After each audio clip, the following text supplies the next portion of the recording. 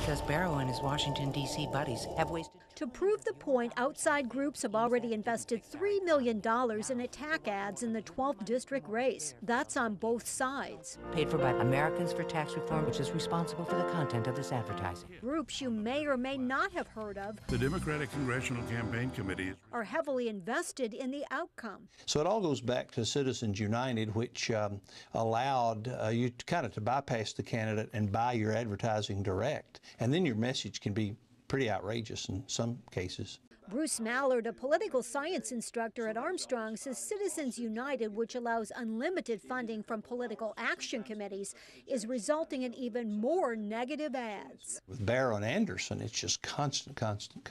There are, of course, ads bought by the candidate. I'm John Barrow, and I approve this message. But many more are being purchased by PACs. Since the primary season, the candidates, and especially PACs, have spent almost $2.5 million in this TV market on advertising. But with the candidate having to put their face and name on the end of an ad saying, I approve it, they can't run away from it.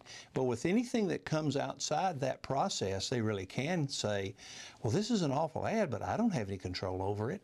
The other thing about Citizens United, after the decision came out, there was a bill introduced in the Congress to require these groups identify themselves, and they voted it down. Mallard says Citizens United says money is kind of the same as speech. If one side has more money, it gets to talk more. That may not bother citizens if they think they learned something from an ad. But Mallard says more often than not, negative ads produce little information about any candidate's true positions. It does make it even worse than when outside groups come in to try to get affect local races.